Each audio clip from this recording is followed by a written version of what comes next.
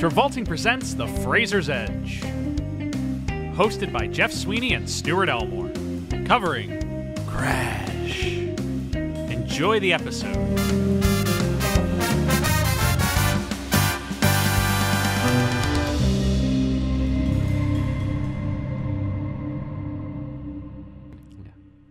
Crash into me, babe. Oh, babe, crash into me. I can't believe that fucking song is not in this movie. It isn't in this movie. It is not. You know what is in this movie? A lot of troubling dynamics and ideas. Yeah. What are you doing, God, bro? I'm fucking up the cable. Yeah. What the hell is... fuck it. Okay, it's the plug. Yeah. Don't fuck up. I'm not used to this being on my side. This is the content that the listeners crave. Yeah. That, folks, this week we are here to talk about 2005's Paul Haggis Best Picture winner, Crash. Oh, my God. A movie with absolutely no controversy to its win or to its existence. No one who has any opinions on this movie whatsoever. I have never seen this movie. It's the most milquetoast, baseline movie to ever come out. No one's ever said anything bad about it. Yes. It's perfect. Yes. It's a totally fine movie. No, in all actuality, this is maybe one of the great travesties in Oscars history. Is this winning Best Picture in 2005? Yeah. Yes. I don't have a lot to say context-wise, Jeff, because here's where my context stems from. Like, everyone's heard of Crash. Yeah. If you're into movies of any kind, you've heard of this because this is the movie that beat Munich and Brokeback Mountain for Best Picture. Yes. I know there were other two nominees, and I Yes. didn't watch any of those movies, but I mean, you might have. I looked. Oh, up, you looked up the Best Picture nominees. The other two movies I had not seen, but I It had seen. was Capote and Good Night and Good Luck. Yeah, It's like an all-star lineup, and then Crash wins. It's very funny. yeah. I had seen Brokeback Mountain. I'd seen Munich, and then this movie wins, and it was a big, big, big hailstorm of controversy that this movie won Best Picture. The fact that it even got nominated was weird. Mm-hmm. I mean, do I think it deserves to get nominated? Absolutely not. It makes sense in context of the time. It's the Hollywood pat itself on the back. Yeah, no, nomination. it makes a lot of sense it winning for 2006 when it won. Yeah. I'm not saying that is a good thing, but when you consider the context of the time, we'll get into this later in the episode. I want to kind of delay the Oscar talk until we've talked about the movie. Oh, okay. Because that is the post context stuff, and I think if the listener had not seen the movie, we should tell them what this movie's about before we get into this shit shouldn't have won. Yeah. I'm just saying, in my context, I had never seen this movie. I had only heard about it, know what it's infamous for. Yeah. Knew about its context, about why it was controversial, about its themes. Yeah. But I'd never seen it. And somebody told me it's this is the greatest Oscar upset since How Fair Is My Green Valley beating Citizen Kane. Mm-hmm. It's that and then Crash winning. It's that Crash winning. Some people will usually throw Forrest Gump beating Pulp Fiction. Yeah. And Shakespeare in Love beating Saving Private Ryan. Yeah. Into the kind of the same camp. Yeah. But this is an especially egregious example. This is... Oh, you know what the great, comparison to this is? The two great comparisons. The Green to this. Book. Green Book, and then also Driving Miss Daisy beating Do the Right Thing. Yeah. It's the great example of the Academy, foregoing the actually progressive, transgressive films. Yeah. And going with, kind of the safe, Hollywood liberal movie. It's a white savior. Yeah, the movie that says, everybody's racist and we can all work on being better. Instead of something that's actually, about a thing. Yeah. Or there's a good white person in the Yes. movie, so we don't feel bad about ourselves. The racist cop discovers some change within himself because God. he pulls Sandy Way Newton out of a burning wreck. God. Okay, I'm gonna. You're my best friend, Maria. Yeah. Sandra Bullock in this movie. Oh my God! Oh, you said her name. It's oh god. Thank God we're gonna get into it, but thank God Brendan Fraser, like his sins are fairly minimal in this movie. Yeah, he's not in this movie too much, but he is essential to this movie. He is essential, and he has some sins to atone for, but he's not like in my top 5 of egregious actors. Well, here's the thing. So let's talk about Brendan Fraser real quick, where he's at in his career. So, first of all, thank you for listening to our episode on Looney Tunes Back in Action. Last week, a movie very much in the same vein as Crash. No, I'm kidding. It was rough that Bugs Bunny was shot, and a police was killed in a police-involved shooting. Daffy Duck gets framed for murder. We're still trying to get him out. # Innocence Project. Brendan, he is on the wane in terms of popular success. On the wane. Looney Tunes didn't do great. Yeah. His last few blockbustery things like Your Monkey Bones didn't do too well. Mummy Returns was, it did well box office wise, but didn't do well critical wise. He is, he's not finding his branch out of what he's known for. Yeah. And what he's known for isn't working as well. Yeah. That being said, he is still A-list at this time. And yeah, absolutely. He's in the Hollywood sphere. He's known. People know who he is. People are if you see Brendan Fraser, you're like, oh, that might be interesting. And that's essential to this movie getting made. Mm-hmm. Because this movie has a critically small budget, $6.5 million. Can you shed some light on how it's that small with the cast that they have? I'll kind of talk about the Brendan context in the context with this movie. Yeah. So Paul Haggis, who directs and writes this movie, a year after he wins the Academy Award for writing $1 Million Baby, the Clint Eastwood movie. A year after that comes out, he writes this movie based on a true life event of his, where he was held up at gunpoint and had his SUV stolen outside of a Blockbuster Video in 1991. Rough, buddy. Yeah, he was walking out with a DVD of Alien 3. It has not yet been recovered. No, I don't fucking know what movie he was renting. So he writes this movie and he really tries to get it made. He's like, this is the movie Hollywood needs right now. This movie America needs right now. It's 2005. Bush is in the White House. There's a lot of race relations discussion going on. Yeah. And so he tries to get it made. He can only scrounge together a little bit of money. What's the company that does agree to finance this? Producers Lionsgate, right? Kathy Schulman and Bob Yari are the producers of this movie. They, offer him the budget that he gets on the condition he can get movie stars to be in this movie.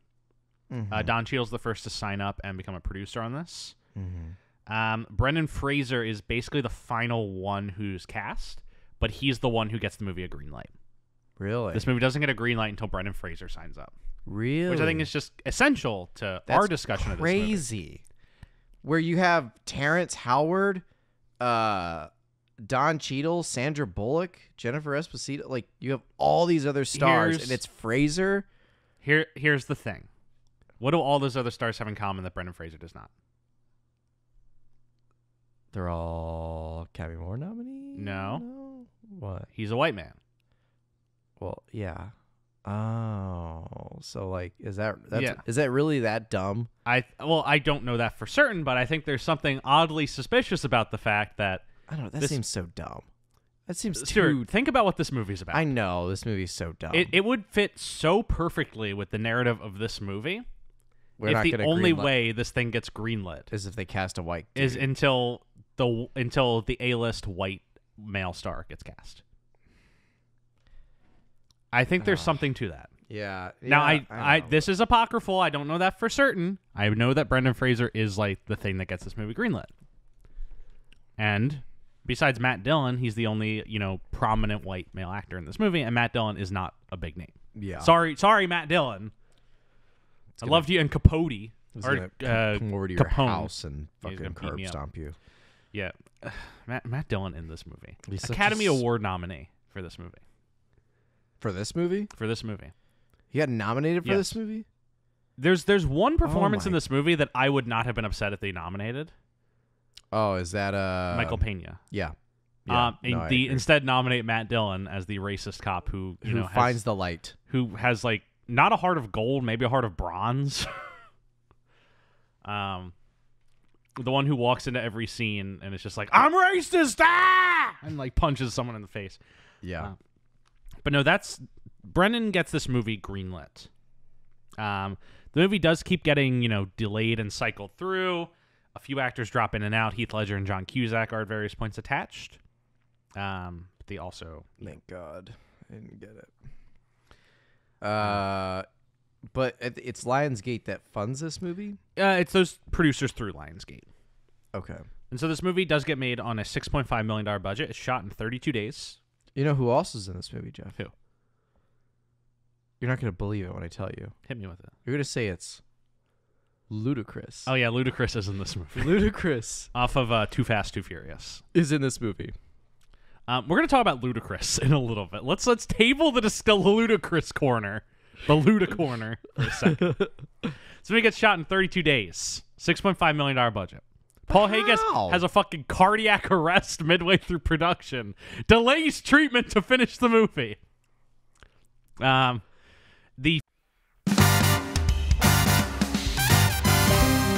Travolting presents The Fraser's Edge. Hosted by Jeff Sweeney and Stuart Elmore. Covering Crash. Enjoy the episode.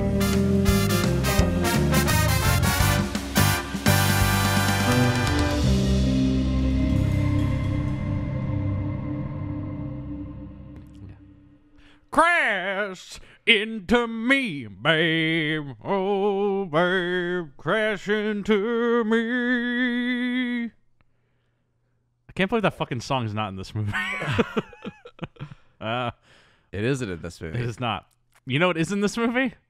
A lot of troubling dynamics and ideas. Yeah. What are you doing, God, bro? I'm fucking up the cable. Yeah. What the hell is... fuck it. Okay, it's the plug. Yeah. Don't fuck up. I'm not used to this being on my side. This is the content that the listeners crave. Yeah. That, folks, this week we are here to talk about 2005's Paul Haggis Best Picture winner, Crash. Oh, my God. A movie with absolutely no controversy to its win or to its existence. No one who has any opinions on this movie whatsoever. I have never seen this movie. It's the most milquetoast, baseline movie to ever come out. No one's ever said anything bad about it. Yes. It's perfect. Yes. It's a totally fine movie. No, in all actuality, this is maybe one of the great travesties in Oscars history. This winning Best Picture in 2005. Yeah. Yes. I don't have a lot to say context-wise, Jeff, because here's where my context stems from. Like, everyone's heard of Crash. Yeah. If you're into movies of any kind, you've heard of this because this is the movie that beat Munich and Brokeback Mountain for Best Picture. Yes. I know there were other two nominees, and I Yes. didn't watch any of those movies, but I mean, you might have. I looked. Oh, up, you I looked up the Best Picture nominees. The other two movies I had not seen, but I Cap- had seen. It was Capote and Good Night and Good Luck. Yeah, It's like an all-star lineup, and then Crash wins. It's very funny. yeah. I had seen Brokeback Mountain. I'd seen Munich, and then this movie wins, and it was a big, big, big hailstorm of controversy that this movie won Best Picture. The fact that it even got nominated was weird. Mm-hmm. I mean, do I think it deserves to get nominated? Absolutely not. It makes sense in context of the time. It's the Hollywood pat itself on the back. Yeah, no, nomination. it makes a lot of sense it winning for 2006 when it won. Yeah. I'm not saying that is a good thing, but when you consider the context of the time, we'll get into this later in the episode. I want to kind of delay the Oscar talk until we've talked about the movie. Oh, okay. Because that is the post context stuff, and I think if the listener had not seen the movie, we should tell them what this movie's about before we get into this shit 101. Yeah. I'm just saying, like, in my context, I had never seen this movie. I had only heard about it, know what it's infamous for. Yeah. Knew about its context, about why it was controversial, like about its themes. Yeah. But I never seen it. And somebody told me it's like, this is the greatest Oscar upset since How Fair Is My Green Valley beating Citizen Kane. Mm-hmm. It's like that, and then Crash winning. It's that, Crash winning. People will usually throw Forrest Gump beating Pulp Fiction. Yeah. And Shakespeare in Love beating Saving Private Ryan. Yeah. Into the kind of the same camp. Yeah. But this is an especially egregious example. This is. Oh, you know what the great comparison to this is? The two great comparisons. The Green Book. Green Book, and then also Driving Miss Daisy beating Do the Right Thing. Yeah. It's the great example of the Academy, like, foregoing the actually progressive, transgressive films. Yeah. And going with, like, kind of the safe, like, Hollywood liberal movie. It's a white savior. Yeah, the movie that says, like, everybody's racist and we can all work on being better, instead of something that's actually, like, about a thing. Yeah. Or there's a good white person in the movie, so we don't feel bad about ourselves. The racist cop discovers some change within himself. Oh my because he pulls Stanley Way Newton out of a burning wreck. God. Okay, You're my best friend, Maria. Yeah. Sandra Bullock in this movie. Oh my God! Oh, you said her name. It's oh God. Thank God we're gonna get into it, but thank God Brendan Fraser, like, his sins are fairly minimal in this movie. Yeah, he's not in this movie too much, but he is essential to this movie. He is essential, and he has some sins to atone for, but he's not, like, in my top 5 of egregious actors. Well, here's the thing. So let's talk about Brendan Fraser real quick, where he's at in his career. So, first of all, thank you for listening to our episode on Looney Tunes Back in Action. Last week, a movie very much in the same vein as Crash. No, I'm kidding. It was rough that Bugs Bunny was shot, and a police was killed in a police-involved shooting. Daffy Duck gets framed for murder. We're still trying to get him out. # Innocence Project. Brendan, he is on the wane in terms of, like, popular success. On the wane. Looney Tunes didn't do great. Yeah. His last few, like, blockbustery things, like Your Monkey Bones, didn't do too well. Mummy Returns was, it did well box office-wise, but didn't do well critical-wise. He is, he's not finding his branch out of what he's known for. Yeah. And what he's known for isn't working as well. Yeah. That being said, he is still A-list at this time. And yeah, absolutely. Like, he's in the Hollywood sphere. He's known. People know who he is. People are like, if you see Brendan Fraser, you're like, oh, that might be interesting. And that's essential to this movie getting made. Mm-hmm. Because this movie has a critically small budget, $6.5 million. Can you shed some light on how it's that small with the cast that they have? I'll kind of talk about the Brendan context in the context with this movie. Yeah. So Paul Haggis, who directs and writes this movie, a year after he wins the Academy Award for writing $1 Million Baby, the Clint Eastwood movie. A year after that comes out, he writes this movie based on a true life event of his, where he was held up at gunpoint and had his SUV stolen outside of a Blockbuster Video in 1991. Rough, buddy. Yeah, he was walking out with a DVD of Alien 3. It has not yet been recovered. No, I don't fucking know what movie he was renting. So he writes this movie, and he really tries to get it made. He's like, this is the movie Hollywood needs right now. This is the movie America needs right now. It's 2005. Bush is in the White House. There's a lot of, like, race relations discussion going on. Yeah. And so he tries to get it made. He can only scrounge together a little bit of money. What's the company that does agree to finance this? Producers Lionsgate, right? Kathy Schulman and Bob Yari are the producers of this movie. They, offer him the budget that he gets on the condition he can get movie stars to be in this movie. Mm-hmm. Don Cheadle's the first to sign up and become a producer on this. Mm-hmm. Brendan Fraser is basically the final one who's cast, but he's the one who gets the movie a green light. Really? This movie doesn't get a green light until Brendan Fraser signs up. Really? Which I think is just essential to our discussion of this movie. Crazy.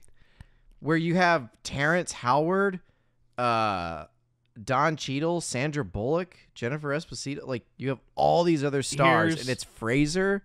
Here's the thing. What do all those other stars have in common that Brendan Fraser does not? They're all Academy Award nominees? No. What? He's a white man. Well, yeah. Oh, so like, is that Yeah. is that really that dumb? I don't know that for certain, but I think there's something oddly suspicious about the fact that I don't know. That seems so dumb. That seems Stuart, too. think about what this movie's about. I know this movie's so dumb. It would fit so perfectly with the narrative of this movie. We're if not the gonna only greenlit- way this thing gets greenlit is if they cast a white dude. is until the A-list white male star gets cast. I think there's something to that. Yeah. Now, I know. this is apocryphal. I don't know that for certain. I know that Brendan Fraser is like the thing that gets this movie greenlit. And besides Matt Dillon, he's the only, prominent white male actor in this movie, and Matt Dillon is not a big name. Yeah. Sorry, Matt Dillon. I loved you in Capote. Or come over to your Capone. house and He's fucking gonna beat curb me up. stomp you. Yeah. Matt Dillon in this movie. He's such Academy a Award nominee for this movie. For this movie? He got nominated for Yes. this movie? There's one performance in my- this movie that I would not have been upset if they nominated. Oh, is that Michael Pena. Yeah. And no, I agree. instead nominate Matt Dillon as the racist cop who finds the light. who has like not a heart of gold, maybe a heart of bronze. The one who walks into every scene and it's just like, I'm racist, and like punches someone in the face. Yeah. But no, Brendan gets this movie greenlit. The movie does keep getting, delayed and cycled through. A few actors drop in and out. Heath Ledger and John Cusack are at various points attached. They also... Thank God. I didn't get it. But it's Lionsgate that funds this movie? It's those producers through Lionsgate. Okay. And so this movie does get made on a $6.5 million budget. It's shot in 32 days. You know who else is in this movie, Jeff? Who?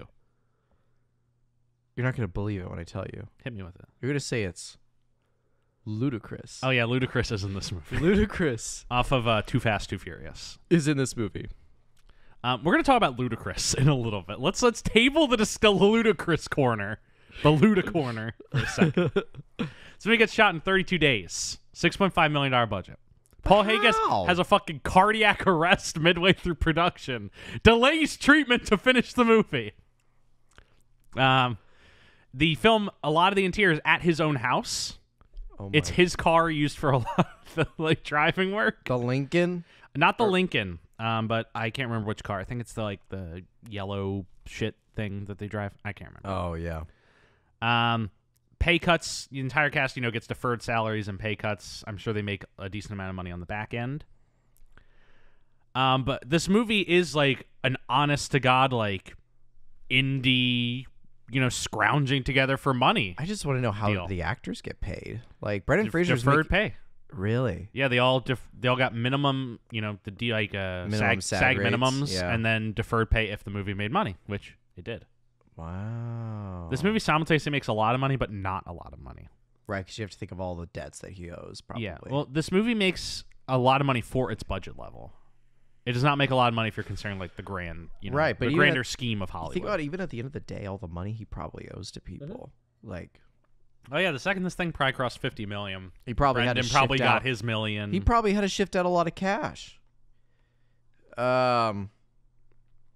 Yeah, that's essentially how this movie gets made. That's how Brendan gets involved. Cardiac arrest? Yes. That's how Brendan gets involved.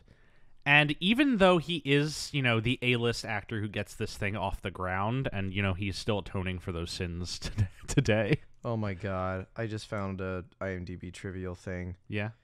2 Koreans were intentionally cast as I the saw Chinese couple to underscore the fact that most, quote, non-Asians cannot or do not care to differentiate between the various Asian nationalities and instead choose to refer to all of them, parentheses, Chinese, Korean, Thai, Japanese, etc., as, quote, Chinese, like the characters in the movie do. You Whoa, fucking this kidding movie's me? so meta, man. Wow. Crash is like it has racist ideas towards a lot of different cultures. Maybe it may in fact be most problematic towards Asian Americans. It is very problematic. I think that's towards maybe Asians the the worst most. aspect of this movie. It is. No. And that's like saying a lot. Well, there is no like. I mean, there's like some very small Asian roles. Yeah. But there's no Asian like storyline Yeah. in this. No, Ludacris like almost kills an Asian guy. I mean, he gets really close to. Yeah. But yeah. Do we want to just kind of go into it? Yeah. No. In terms of No. we don't want to. No, I really don't. What did? But I guess so. I mean, I'm trying to think. Is there anything else to say about Brendan right now? Like, Roger Ebert gave. yeah, this he loves this movie, 4 out of 5 stars. and he is paying his sins in hell right now as he pushes the rock up the hill every day. Roger Ebert is All atoning in the fields of Asphodel as we speak for his defense of All Crash. right, I'm going to the Wikipedia synopsis. I'm ready to talk about the fucking plot of this goddamn movie. Okay. All right, so we start. We're in Los Angeles. Yeah, we start. It's like it kind of looks like a bootleg Michael Mann. Yeah. Is the aesthetic of this movie. I wrote score cool. I kind of like the music at the beginning. It's nice. I'm gonna try and get out as many good things as I can about this movie off the cuff at the start. We start with voiceover from Don Cheadle. Yeah, he's basically like, I can't even. When you're in a crash. Yeah, he said Don Cheadle says the word crash 3 minutes and 22 seconds into this movie. At that point, the credits do start rolling, and it is over. Shockingly, Best Picture winner for a short film. Yeah. But no, it's basically Cheadle's. I can't even remember the exact wording of it. It's very verbose. The problem in this movie is that like all the dialogue is not how people would speak. Right. Among many other problems. No, yeah. But like Don Cheadle's like monologuing about essentially, the existential nature of different people and cultures all crashing into each other and bounding off. Yeah. Like how we're all in like a pinball machine or something, or like cars just driving down the road and we collide into each other. Yeah. And then like his partner, whose name I cannot remember. Kim Lee, played by Jennifer Esposito. Okay, Jennifer Esposito turns to him and is like, I think that we were just rear-ended and you're having an existential moment. Yeah. And then we look and they have been rear-ended. And then she gets out of the car and starts yelling at the woman who rear-ended into them, who like is Asian. Yeah, an Asian. The movie has you think it's Chinese, has this lady's Chinese, when in fact the real actress is Korean. Yes. I guess not important to the story. And then Don Cheadle walks over and he links up with another cop. And he's like, "What do we got?" And the cop's like, "Dead kid."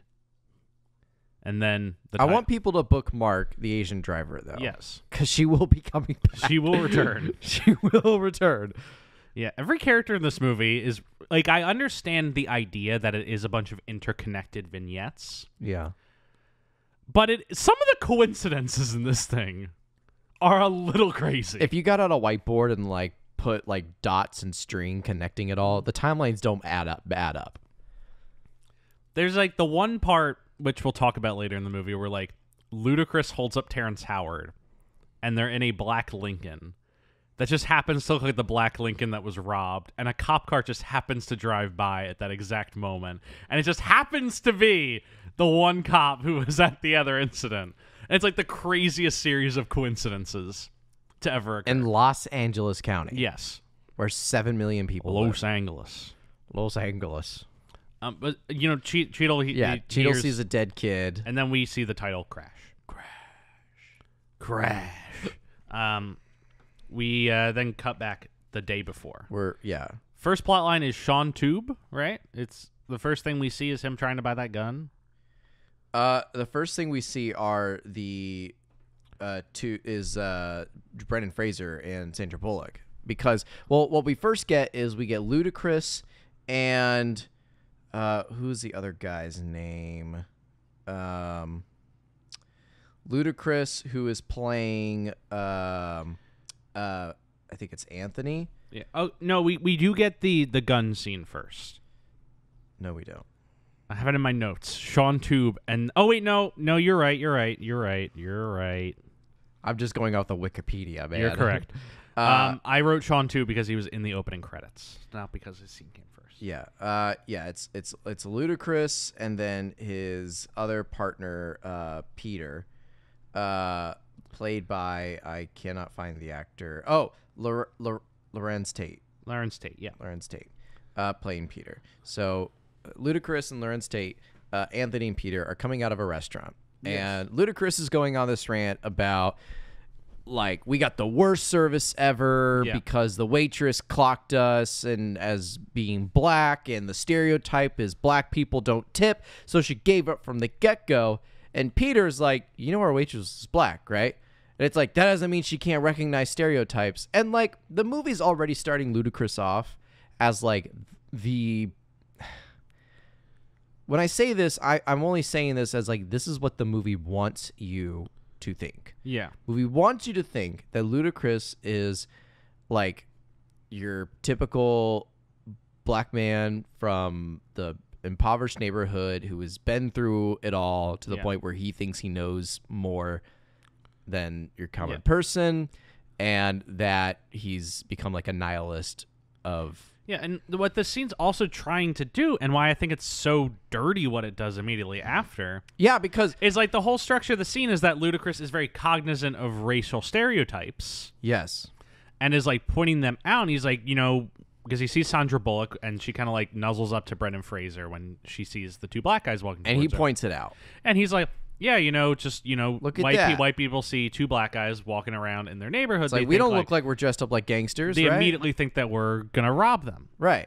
And then you know what happens? They fucking rob them. They pull out their gun and they carjack them. Yeah. And, like, here's the thing. You can, on a very baseline, see, like, what this movie's trying to say in this moment. It's trying to point him out as being, like, a hypocrite. Yeah. That everyone's a hypocrite. Here's the thing. It's really difficult for a white director like Paul Haggis to make this point, especially when the scene's based on his own experiences. Yeah. Well, you know, and for me, like, I understood why he was like he's trying to, like, paint Ludacris as, like, the hypocrite role of, like, somebody who but also he's someone who's trying to, like, he's like, if they're gonna judge me, I'm gonna live up to what I'm, like, being judged as, in revenge. But then it doesn't make sense, because, like, he'll then go on later in the movie and be like, well, you notice, like, I only rob from white people because black people are scared of white people. You don't see me scared of white people. As a matter of fact, when have I ever robbed a black person? And you know what happens? He robs a black person. He tries to rob a black person. Yes, and Terrence Howard tells him, you embarrass yourself, and then he rescues a bunch of migrants. And so, like, I don't understand the lesson that Paul Haggis is trying for us to learn through Ludacris. I don't understand it. I don't know if it's so deep and so meta that, like, I just can't comprehend it, but I'm guessing that's not the case.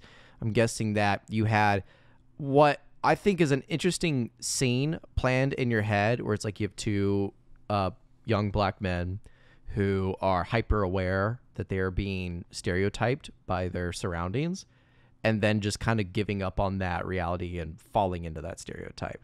And it also goes in with what's that fucking actor's name? The internal affairs guy who talks to Don Cheadle, William Fichtner.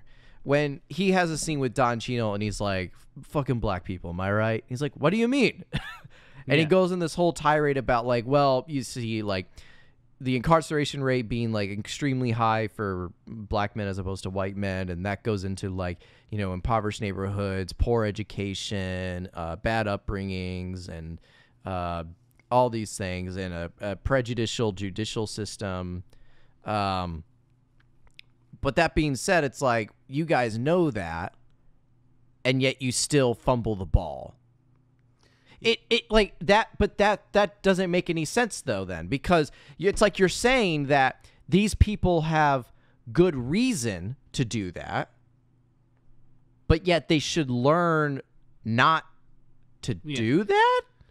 Like think that's what I'm confused about. This whole I think it's very hard for a Canadian white director who comes from having made Family Law right before this to delve into all these ideas and like expect he's gonna have something profound to say. Can I say something that might be like a tad bit controversial, but like it only goes to like my point. It's like I fully agree with the concept that there are some stories that certain people can only make. Yeah. Now, I think I know where you're going with this, and you say it. Well, I don't necessarily fall into the camp of only black people should make black stories, or only gay people should make gay stories. I don't necessarily fall into that camp. However, I think that if you are a Caucasian, cisgender, straight white male who wants to make a story about like a gay black man, you got to put the work in. You got to put so much fucking work into it, because any sliver of laziness or shortcuts or stereotyping or just quick, easy out writing schemes, the audience catches on to it. And not educated audiences, all audiences do. This movie is very baseline. That's the problem. It doesn't go into anything. There's a clear lack of research into this theme that he's trying to propose. Because again, if you're trying to say like Ludacris is a man who's a hypocrite because he is hyper aware of the stereotypes, and rather than tries to disarm those stereotypes, he instead embraces them. Yeah. But by doing so that's not right, that he should learn to do the other thing, but it's understandable why they do it doesn't make any sense. It simply is not a well thought out theme. Like one of Haggis's contemporaries is David Simon, who did The Wire and like Homicide: Life on the Street, and he wrote a lot of books about like racism, especially in the Baltimore area. Mm-hmm. He put so much fucking work into all of his concept, and he's worked with Haggis a few times. Yeah. But there's clear like definable research and like ideas and like so many layers of thought in everything that he does. Yeah. You watch this, it doesn't seem like there's layers of thought. No. Like it's kind of, it's baseline. Yeah. It's like, well, why is the racist cop and why is he racist? Because his dad's factory got replaced in a by minority preferred business voucher or something like that. Yeah. Haggis said the reason he wrote this movie is to bust liberals, arguing that his fellow liberals were not honest with themselves about the nature of race and racism because they believed that most racial problems had already been resolved in American society. That is completely bug nuts backwards. Yes. Sorry, can you say that one more time? He wrote this movie to bust liberals, arguing that fellow liberals were not honest with themselves about the nature of race and racism because they believed that most racial problems had already been resolved in American society. Which, you're out of your fucking mind. Here's the thing. In 2005, 4 years after 9/11? Yeah, here's the thing. Are you batshit crazy? Here's the thing. He's like, that's a kind of correct sentiment in that, there was kind of this post-racial liberal idea around 2005 where especially where a lot of people were acting like we've solved racism, guys. It's the the Clinton effect. Yeah. Of like, I'm not going to say Bill Clinton said like racism is gone, but his neoliberal policies and the neoliberal movement in the 90s kind of transitioned into the idea of like a post-racial society. But then we found out that the late 80s, early 90s into the 2000s policy on, for instance, the war on drugs, which we all thought, which was all perceived at the time as being a non-racially... Yeah, by saying something is not racist doesn't mean that it isn't. And that, you just said, the theme of early 2000s racism. Yeah. That encompasses the theme of early 2000s racism, is saying that it's not racist. And he said he basically made this movie to remind people, like, hey guys, racism's still around. As if like... But his examples to show that racism are still around are not unique and interesting like perspectives of what racism is. Because he uses old stuff. Like the cop that pulls over the black couple. Yeah. Or like the Persian storefront owner who isn't trustworthy Yeah. of the Latino locksmith. Like, Yeah. he's using very baseline examples. You know what a great movie about mid 2000s racism is? Like, just an incredible movie about like the way that racism and like Well, give me a minute and I can pull one, but you probably have one already. Munich, Yeah. a movie that was nominated for Best Picture the same year. Yeah. You know what another great movie about like stereotyping and feeling like an oppressed minority is? Brokeback Mountain. And that's the thing. Like, this movie points out a problem and doesn't offer a solution, and that's why people probably voted for it. And I don't, Because they're like, wow, that's a good point. Racism is still a problem. and it's everybody's problem. Yeah, and it's everybody's fault. It makes you feel good, doesn't it? Like that's the thing, is like, doesn't it make you feel good to know, hey, everyone's responsible for racism. We can all work on it. Did it blow your mind that a movie like Green Book got made at the time it did? No, not at all. Green Book got made in the middle of the Trump administration. It made perfect sense. true. It makes perfect sense. That's very true. Green Book also... Here's the thing. Green Book at least is funny. This movie has like one funny scene in it. But Green Book has the thing of every scene in that movie is like they pull up and Viggo Mortensen gets out and he's like eating like a 2-foot long Chicken leg. like a meatball sandwich or something. He's like, I don't know, why is the detail so racist? I don't know what's going on. I'm just a guy from Brooklyn, eh? Like every scene of that fucking movie is like, he's like, I don't know nothing about racism. I'm from the Bronx. It's like, wait a second. All right, buddy. Yeah, He's like, Vafango, you know, the racist, it's a nothing, huh? I mean, it freaks me out in the way that, like, you know, the Hollywood liberal industry is still like falling into these like easy white savior traps. Yeah. But we also, like, you know, just putting out the fact that we are two white guys talking about an early 2000s movie about racism, and while we see like absolutely the error in its ways, I'm sure there are movies that come out to this day that I might be pro, that I'm not really thinking at the time. It's like, you know, as it's going to age and think in the future, like, is this movie really progressive, or is it just falling into making you feel better about yourself? That's why the core is like seeking out differing perspectives about everything that we watch, and that's why we're having this conversation now. Yeah. I'm trying to think, like, what else? What in the plot should we talk about? Well, I mean, we can go through like the beat. Should we just go through the various storylines? storylines? Yeah. So obviously, like, Brendan Fraser, Sandra Bullock, they're playing Gene and Pants. Rick. That was a bad joke. Sorry. Keep going. Okay, Gene and Rick Cabot. Yeah.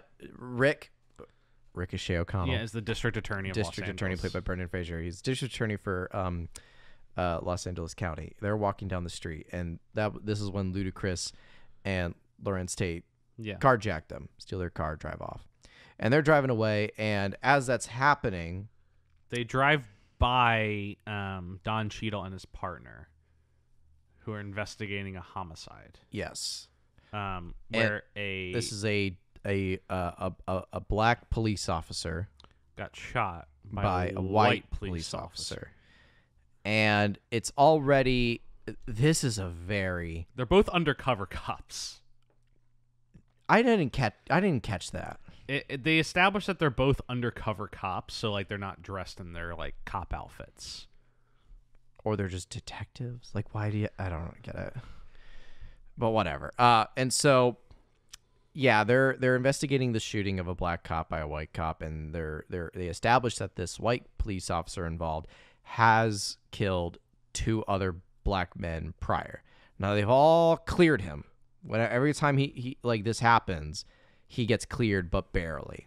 Like, there's some reason behind it. He has some type of justifiable cause, and he hasn't been like arrested or punished for any of these murders yet. So him and his partner, Jennifer Esposito, Kim Lee, are charged with the task of like figuring this out. Yeah. Seeing like, was he justified in killing this guy?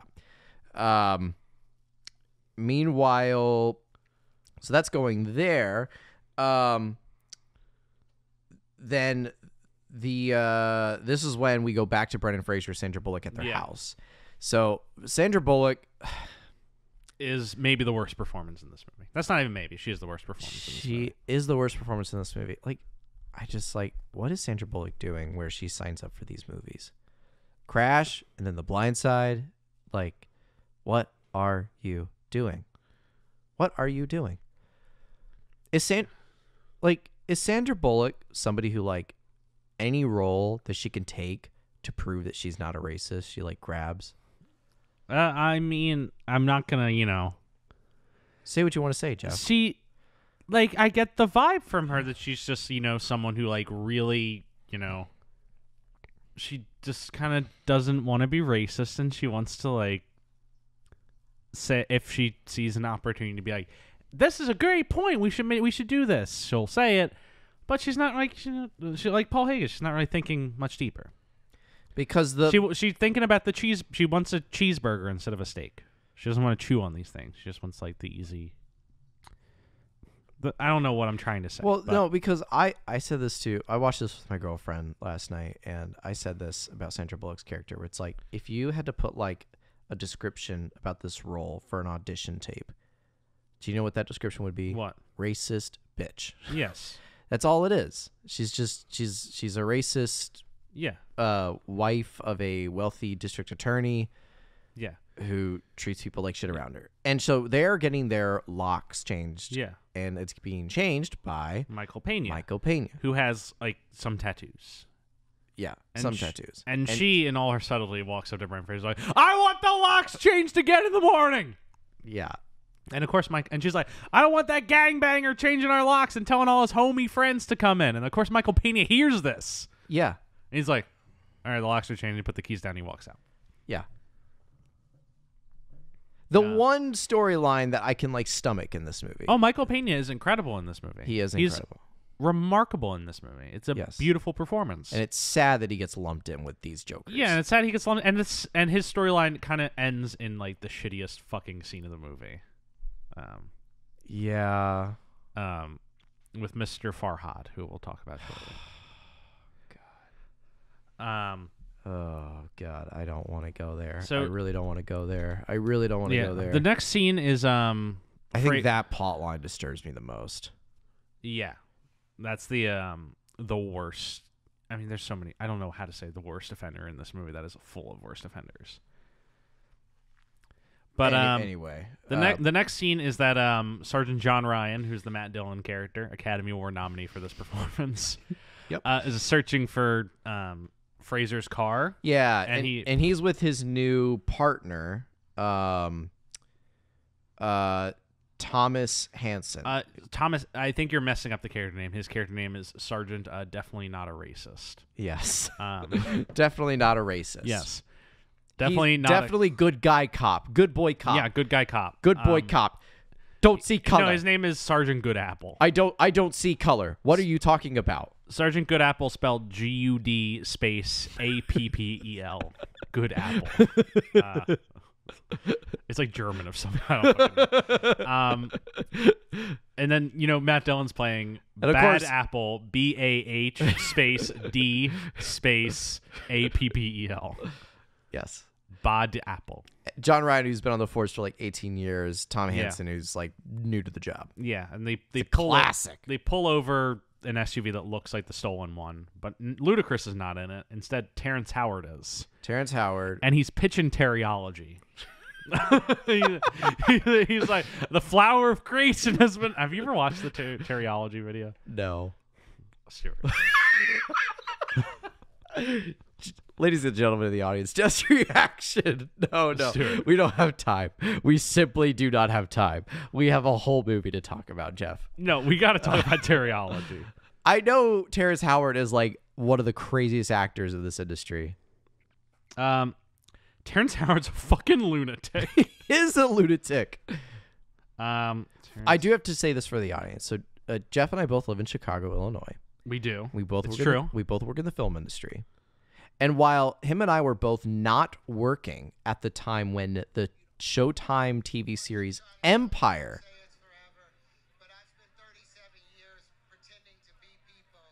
Here we go. This is Teriology.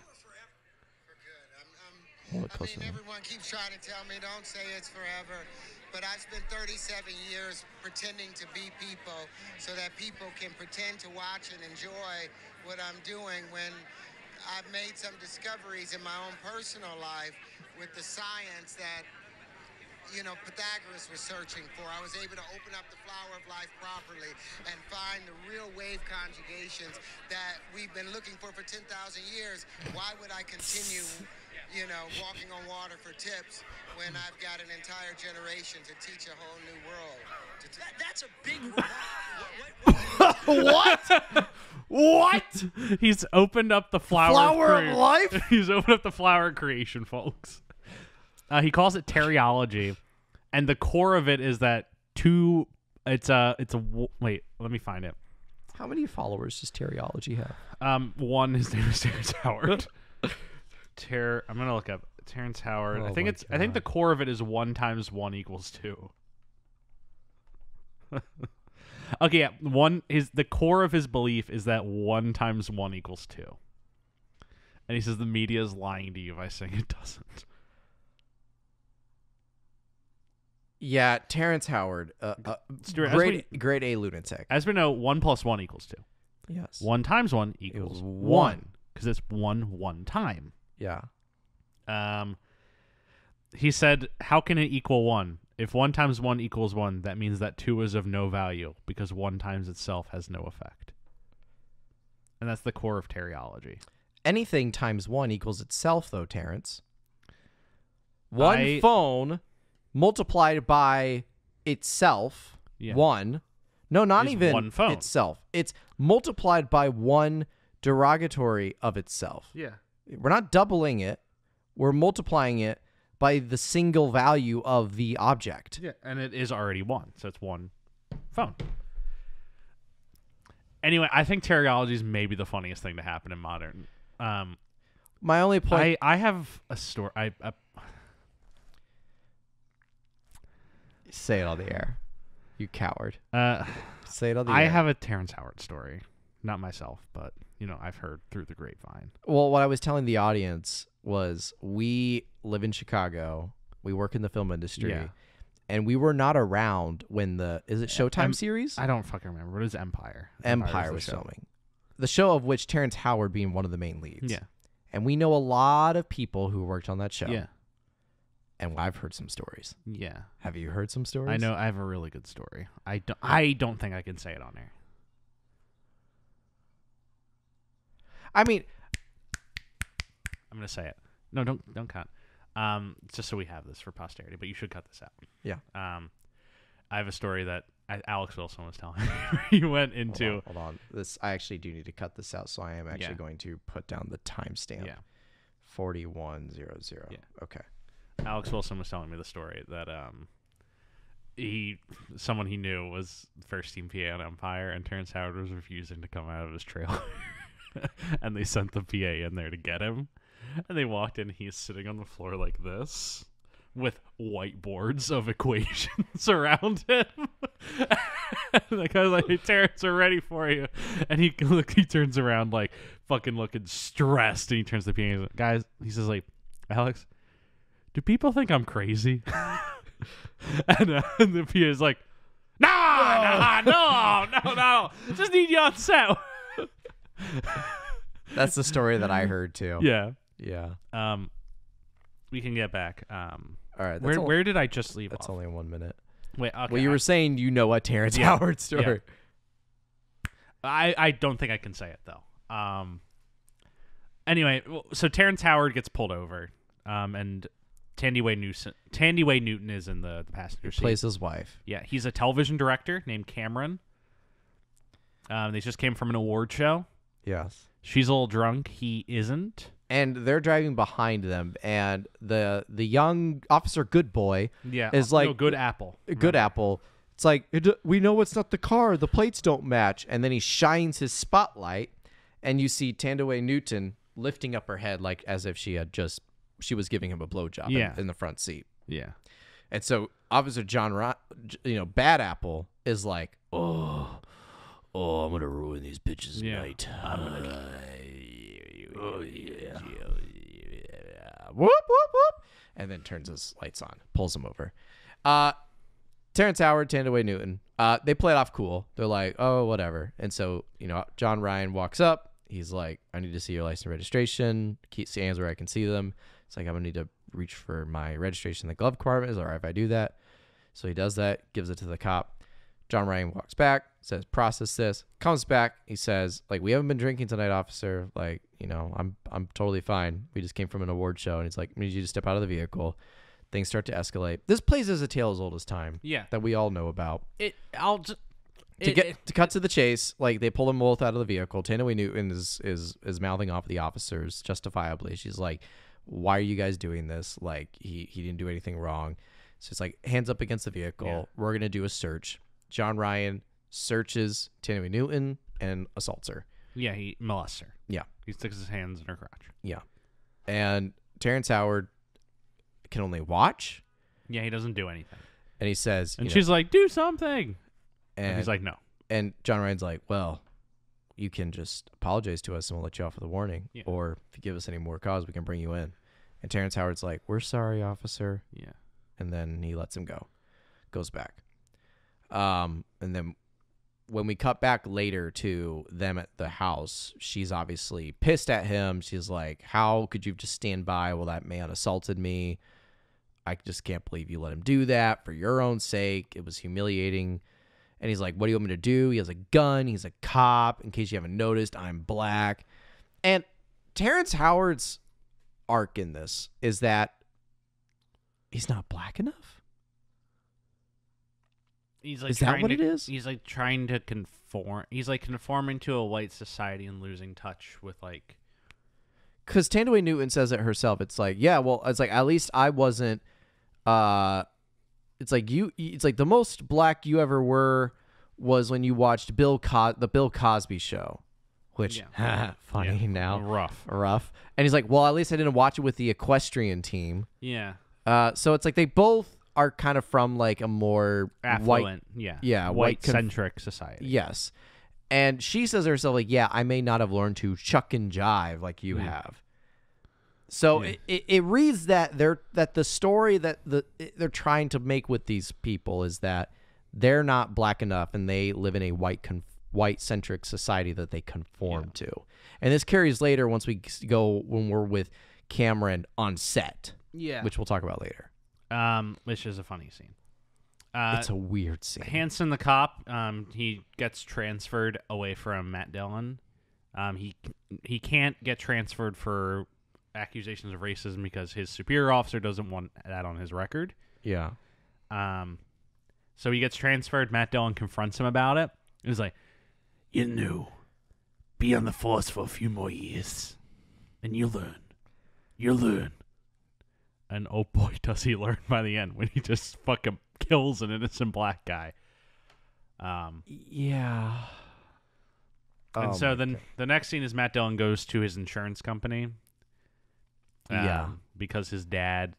We learn that the reason he's racist is because his dad has a UTI, which might be a prostate. Yeah, his dad's like older, debilitated. He lives with Matt Dillon at his home. He takes care of him, but he's like in pain all the time. And so he tries to reach out to his doctors constantly, but his dad's on like a very strict like Medicare policy. Yeah. So it's all about like, oh, like you have to talk to the doctor. It's like, well, the doctor's an idiot, blah, blah, blah. And he's talking to a black receptionist. And he's like, what's your name? Shaniqua Johnson. And he says, of course it is. Well, the scene, he goes there in person. He goes there in person eventually. And it's this remarkable scene where Matt Dillon walks in and he like is very polite. And he's like, yeah, the doctors are messing with him. I just need to, get him checked out by someone else. And she's like, well, you fucking yelled at me on the phone last night, firstly. Secondly, you got to go through your doctor. And then he's like, of course you would say that, you black person. He just launches into this racist tirade. Because he then goes, before that, he went on a tangent of like, listen, my father worked in construction. He hired like an all-black crew, paid them all the same, back when no one was doing that. Yeah. And he's like, but then the city came out with minority preferred contracts. My father lost everything. everything. He lost his job. He lost his wife. He lost his house. He lost it all. Did he ever hold anything against you people? No, he didn't. But I sure do. Right. He pulls his gun. No. But the movie does, like, here's the thing, Jeff. The movie plays it off like we're supposed to be upset at both him and the receptionist. Yeah. Because of the line when she says, listen, that story you just told me, like, if your father had came in and told me what you just said, I would have approved you for this. But because it was you, I'm not going to approve this. And that's when he freaks out. Security roughs him out. Yeah. Problem. That scene wants you to sympathize with him, to not fully be on his side, but to understand where he's coming from, and to feel slightly jaded in the same way he does. Yeah. That's what the movie wants you to feel. Does not succeed. No, it doesn't, because the whole time I'm like 5 minutes before that scene, he molested a black woman. Yes. Yes. Anything this movie wants you to feel for Officer John Ryan does not succeed. Yeah, does not compute. The moment he molests a black woman. Yes. So I feel no sympathy Paul for Haggis, this man. bad move on that part. It was just not a good move. If he had like pulled them over and was being discriminatory and like put hands up on the hood, check their license. All right, you guys have a fine night. Like, still discriminatory, still racist, but like that's the 3 billboards outside Emming, Missouri character, the same Rockwell character. Yeah, he's racist and he has a redemption arc. And I don't think it fully works in that movie. But right, like at least he doesn't molest somebody. Right. Yeah, he's not a rapist. Yeah. He's a racist. Whereas Matt Dillon, like, you know, if this movie had just gone all out and made him like uber racist and a rapist, no, like just made him like the worst fucking human to ever exist. Oh, like at least you could hate him. Instead, you just abhor this character and you don't want to spend time with him. But the movie wants us to spend time with him and get to know him. Yes, and it expects us to falter. Yeah. But here's the problem: you can't falter with this guy. Not with the things that we saw him do. Because later when he rescues Tandy Newton from a burning car, the point the movie wants to make is like, all right, they're on even footing now. It's like, wait a second. Wait, no. He's getting paid to do that, bro. Yeah. He gets a pension and health insurance to do what he just did. It is good that he got her out of the burning car. Because it does not excuse the fact that he raped her the previous day. What's the alternative? Yeah, leaving her there? Then you really crucify his character. Yeah. But the fact that he got her out just doesn't simply put him on even footing. It means that he can be a cop. Yeah. He does what he gets paid to do. Which, guess what? Racist cops, like, they're still cops. Yeah. They still pull people over. Yeah. They still respond to calls. Like... we cut back to the carjacked SUV. It's fucking aggravating. Where they run over... Pissed off. Where we get the strangest scene in this movie where they run over an Asian man in their car who's like unlocking the side of a van. Yeah. And we see the keys are still dangling and they get out and Lorenz is just like... There's a Chinaman under the car. And Ludacris leans down. We get this very strange shot of this guy like hanging on the vine. He's like, help! And he's all bloodied up, too. Yeah. It's pretty gruesome. Yeah. And they pull this guy out and they bring him to the emergency room. Drop him off. Yeah, because, you know, there might be some, you know, tension there, but they're not bad people. That's what the movie's saying. So they drop him off. I'm going to kind of speed around some of this stuff. Well, Are you okay with that? They take the Lincoln to a car shop where they normally sell stolen cars. Yeah. The guy's like, have you watched the blood all over the fucking car? Yeah, we're going to torch the car. Yeah. And then Brandon Fraser, the district attorney, is like trying to sort out with his publicist because he's running for re-election how to handle the carjacking thing. Yeah. Because he's like, if I lose the black vote, if I condemn them, but then I lose the law and order vote if I don't condemn them. And so he's like, you know what I need to do? I need to pin a medal on a black man. Yeah. And then he's like, well, there's this one guy who fought in Iraq. Oh, sweet. What's his name? Saddam. He's like, I'm not doing that. I'm not doing that, Chief. That is the tone of that scene. Is everybody's like, I'm not doing that. It's like, oh yeah, let me just pin a medal on an Iraqi named Saddam. Like, oh my fucking god. This movie. The next two. That is Brendan Fraser's biggest sin in this movie. Was that scene? Yeah. So Brendan, he gets wind of this this police shooting. Yes, we go back to that scene, and he asks them to bring in Don Cheadle to kind of help them sort it out. Yeah. Don Cheadle, meanwhile, goes and visits his mom, who's been trying to call him to find his younger brother who's gone missing. Yeah. And he doesn't, he's like, my brother chose a life of like crime and ne'er-do-welling, so I'm not really putting much work into him. We also are introduced to Mr. Farhad, who's an actor who is played by Sean Tube, who is Yinsen from Iron Man. Yeah.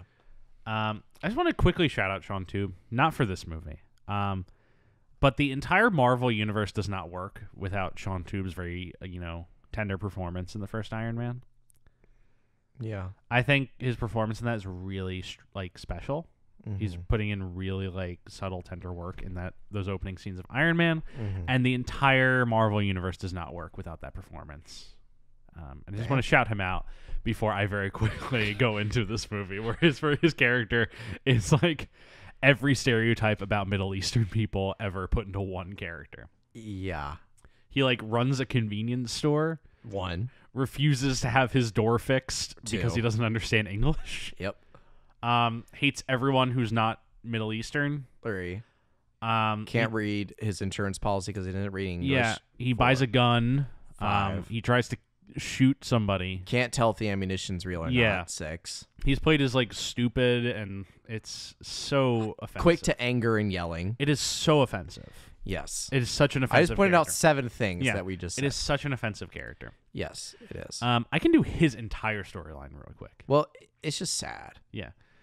His thing is really sad because of how offensive it is. Because trying to go through this plot, jumping from story to story to story is it's getting difficult to kind of keep track of this all. Yeah. I'm just going to go through his storyline. Yeah. So he tries to, his back door isn't locking. He has Michael Pena come and fix the lock. Michael Pena tells him it's not the lock, it's the door. And he yells at Michael Pena. He's like, fix the lock! Michael Pena's like, fix the lock! It's like, I did fix the lock, but it's not the lock that's the problem. It's the door. He's like, fix the lock! Just fix the lock! And so Michael Pena takes his receipt and throws it out and fucking storms out. He's like, just don't pay me, whatever. Yeah. And so the door isn't fixed. You're trying to cheat me. Overnight, the convenience store gets broken into and vandalized. Yeah. And the next day... You write hate speech on the door or something. And the next day, Mr. Farha comes back, and he's like, this store was the only thing I had. He calls his insurance company, who tells him that they're not going to cover anything because he was warned that the back door was broken and never got it fixed. Yeah.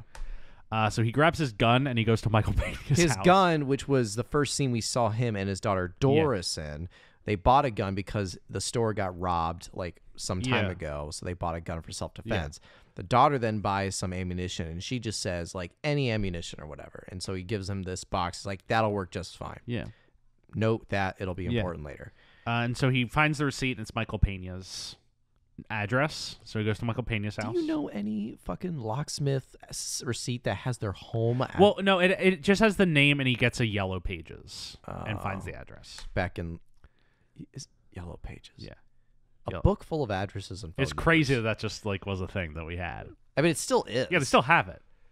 But it's weird that the Terminator. I need to find a woman named Sarah Connor. Where do I go to? Yellow Pages. It's really There's 3 of them. That whole sequence in really Terminator makes it is easy. so funny that he just he's like process of elimination. He just goes he's like house. Wrong, Sarah Connor, process of elimination. He goes to the next fucking name and whoops, wrong person. Process of elimination, one left. Say what you will, though. Yellow Pages made hunting down a target very, very easy. Oh, I have 4 John Smiths I got to kill in L.A. All right, I'll start one by one. But he goes to Daniel Ruiz's house, who's Michael Pena, whose whole storyline is just that he has his, he loves his daughter. Yeah, his 5-year-old daughter, and they moved out of a bad neighborhood. He has a wife who lives at home, and they have a really nice, touching scene because he gets home and from the Cabot's house, from changing Sandra Bullock's locks, and he sees the daughter underneath the bed, she's like, I thought I heard like a loud bang. And it's like, oh, it was a truck? No, it sounded like a gunshot. It's like, remember that gunshot that went through your window at our old place? And she's like, yeah. It's like, well, here's the thing. She's like, how are you not scared of guns? And I'm like, it's because when I was young, a fairy visited my house and it gave me this impenetrable scarf that's invisible and you put it around your neck. And she's like, really? It's like, yeah. It's like, here. And he like does this gesture where he like takes off the imaginary scarf, puts it on his daughter, and he's like, do you feel anything? It's like, no. Then it fits just perfect. Keep it on all the time and you be impenetrable to bullets. Sidebar. Yeah. What a terrible thing to teach your daughter. Yeah. That is a horrible thing. Yeah. Do not teach your children, ladies and gentlemen of the audience, that they are impenetrable to bullets. Yes. Ever. Yeah. No, Ever. bad idea. You know, and we're going to learn why momentarily. So the end of both their storylines is Farhad comes to Michael Pena's house and holds a gun at him. And the girl, his daughter, sees this and runs out and jumps in front of the gun. And Farhad fires and shoots her. And like it's this, we get Michael Pena like screaming in anguish at the death of his daughter. And Mr. Farhad's like, no, I didn't mean to. And then his daughter's like, I stopped the bullet, Daddy. And we realize this motherfucker bought a box of blanks. Yeah. Yeah. It's the most offensive scene in this movie. Yeah. Like, it is so offensive that this movie uses the fake out of like the death of a child. Yeah. For emotion, to like emotionally manipulate us. Yep. It is disgusting. It is disgusting. Yeah. I don't even want to talk about it anymore. It's such a despicable We don't have scene. to. Yeah. That's what happens. Yeah. I want to go back to who the fuck do I want to go back to? The thing I can think of is like it's Ludacris and Brand's Tate driving down with it because their car gets torched. They're walking on the sidewalk. He goes on the spiel about a bus, about like, you know why the bus has big windows? So you could see all the people of color inside riding in shame. Yeah. That's like, okay. And then Terrence Howard is driving by himself. Oh, you know what? We need to talk about the Terrence Howard story. Yeah. When he goes on set. So Terrence Howard, after the whole argument with Terrence and his wife. What? Tandyway. We cut to a scene where Terrence Howard is directing a TV show on set. And he's like, cut, check that, moving on.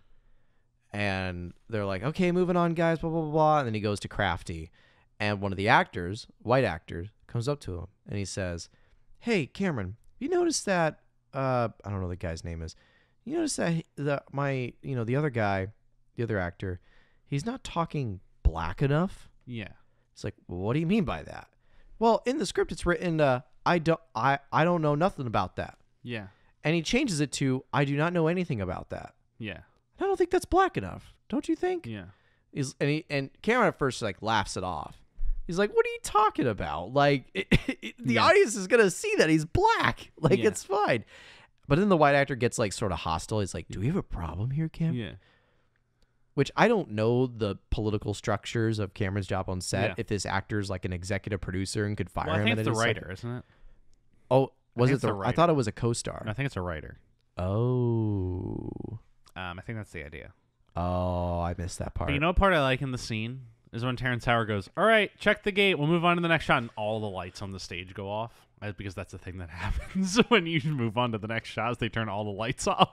Well, my favorite thing is that they talk about that for 5 minutes. Yeah. And they're like, I think you should go again. Yeah. And they're like, all right, going again. And they are all, here's the thing. We work in TV. The moment you say moving on, check that, new deal, the cameras are already moving into a different position. The lights are moving into a different position. You cannot simply talk for 5 minutes and then come back and say, no, actually, we're going to go back to that original setup and do it again. I mean, you can, but it's a much bigger deal. Yes. There's something that I had to throw out there. But yeah, the whole reason he has to go again is because he needs to tell the actor to be more black. On the way home from work, he gets held up by Ludacris. Yes, he's like driving on his own. We still haven't talked about the car crash that Officer John Ryan takes. Officer John Ryan rescues Tandyway Newton from a car crash. Yeah. And before that, he's like yelling some racist stuff. His whole performance makes one long for the subtlety and grace of Jack Nicholson's Joker performance, in his villainy. Yeah. Cause she in the car accident, like he responds to like a car crash. The one car's flipped over, the other car's on fire. Yeah. He crawls underneath the car and sees Tandaway Newton strapped to like the seatbelt, and she's like struggling to get out. And then she makes eye contact with him, and she freaks out. It's like, no, not you, don't touch me, don't touch me. He's like, ma'am, I'm gonna get you out of this car, okay? And it builds up like it's a heroic deed. And he gets her out. And he gets her out, and the car explodes. Yeah, and they're on even footing. Yeah. No. And then like she apologizes to Terrence Howard because she's like, well, maybe that cop wasn't all bad, even though he raped me. Fuck this. Boo! Terrence Howard gets held up by Ludacris. Yes. And then some cops pull up, including the Hanson Good Apple. Terrence Howard like drives into a chase and pulls into someone else's yard. Ludacris in the passenger seat. Yeah. With a gun. Terrence Howard takes the gun, gets out, and like yells at the cops. And he's like what was your interpretation of this like whole gesture? Because I saw it as, oh, he wants to like commit suicide by cop. I think he finally just like had enough. Like it was all weighing on him. Yeah. And that's what happened. And he just like starts yelling at the cops, and Officer Hanson talks him down. Because they're all ready to shoot Terrence Howard, but Officer Hanson's like, no, I know this guy. Yeah. A great coincidence. Yes. In Los Angeles County. It just happens to work out. Because he's like, he's like, listen. Yeah. Like, just turn around, get back in your car, and go home. Yeah. You're off with a warning. Yeah. Okay. Ludacris in the front seat of the car this whole time. Like, yeah. I kind of want to speed through the rest of this. So that's Jeff, I want to drag this out. Yeah, that's the end of the Terrence Howard story. He drops Ludacris off and says, "You embarrass me. You embarrass yourself." Yeah. Because apparently, like, him screaming and yelling outside of the car was not embarrassing. We cut to Don Cheadle and Thomas, whatever that guy's name is. William Fichtner? William Fichtner, yes. William Fichtner, who plays an Internals Affair officer. Yeah, and they're talking about, hey. Don Cheadle reveals that in the black cop's trunk, they found like $300,000. Yeah. And they're like, it's like, oh, so we're ready for the press conference. Can you say that the white officer did it and he's bad? He's like, well, I can't quite say that because it's a little more complicated. It's like, what? What do you mean it's more complicated? We need to give them a narrative. We need to make sure this guy goes down. Yeah. William Fichtner, who plays like a white savior for the black people. He's like he's the DA's fixer. Like he just kind of makes problems go away. And the narrative that the DA is trying to push is like, this is an evil white cop. We're gonna get rid of an evil white cop. Yeah, that makes me look good. And Cheadle's just like, I don't know, it's more complicated. And then he essentially gets coerced into, because it says your brother has a record. We can make that go away. Yeah. And so eventually there's one scene with Brendan Fraser and Don Cheadle where he's like, hey, so what do I tell the press conference? And then Don Cheadle's like, I think you tell them that it's exactly what we thought. Yeah. And that through Don Cheadle is corrupted by the system. Yes. Essentially is the idea. Yeah. And that wraps up the Fraser storyline. That wraps up Don Cheadle. Yeah. And then we get when Terrence Howard and Ludacris go on that drive, we fail to mention like Lorenz Tate, Ludacris's partner, just runs off. Yeah, he splits off.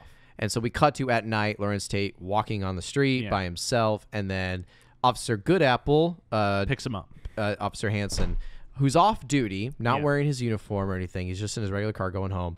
Drives up, sees him. He's like hitchhiking. He picks him up, and he's like, hey, like, I'm going to whatever valley or something. It's like, that works for me. That's fine. So they start driving. He's listening to country music. There's a bit earlier where Ludacris and Lorenz Tate are listening to music, and it's hip hop, and he's like, hip hop's the music of the oppressor or something like that. It's like, what are you fucking talking about? And then he talks about I like country music. Yeah. Lorenz Tate's whole arc is that he likes white people things. Yeah, because he likes hockey, he likes country music, and I don't know. Yeah, weird movie. And so, but then he sees a little statue on the dash, It's a statue that earlier in the movie Lawrence Tate had with him. It's the same, like it's a statue of a saint who's like the saint Christopher. Yeah, the saint for travelers and whatever. And so he sees a statue and he starts laughing. He's like, "What are you laughing at?" He's like, "Oh, no, man, I'm not laughing at you." It's like, "Well, then I'm not dropping you off." It's like, "What are you talking about?" "I'm not laughing at you." "Yeah, and I'm not pulling over." "I'm not laughing at you, and I'm not kicking you out of my car." He's like, "What are you talking about, man?" He's like, and he starts freaking out. And he's like, "Keep your hands where I can see." I was like, "How do you think you're talking about? What are you talking about? Like, why are you talking to me like that?" And he's like, "Keep your hands where I can see." I was like, "You want to know what I'm laughing at?" And then he pulls in his jacket, and then Hansen pulls out his gun and shoots him. Yeah. To find out that the thing that the dude was pulling out of his jacket was the same St. Christopher statue that Officer Hansen had. Yeah. And so he dumps his body on the side of the road. Good boys can be racist too. Yeah. He drops his body off on the side of the road and then drives to a lot and burns his car. Yeah. And that's the end of that guy's storyline. Yeah. It's also the end of, Lawrence Tate's storyline because he's dead. Yeah. And then we cut to back into the epilogue of the movie, which was from the prologue. Don Cheadle pulls up. It turns out Lawrence Tate is his brother. Lawrence Tate is Don Cheadle's brother. Yes. And so, like, now Don Cheadle feels like he's somewhat responsible for this. And how do they identify the body to his mother? The doctor who lifts over the blanket is Doris, the daughter of the Persian storefront owner. Yeah. Of Sean Tube. Yeah. Everybody's connected. Yeah, everybody's connected. We do have to talk about, while Brendan Fraser's giving the press conference, Sandra Bullock tries to call him. Totally forgot this fucking part. And he's talking about how she's like, I just see them everywhere, referring to minorities and people of color.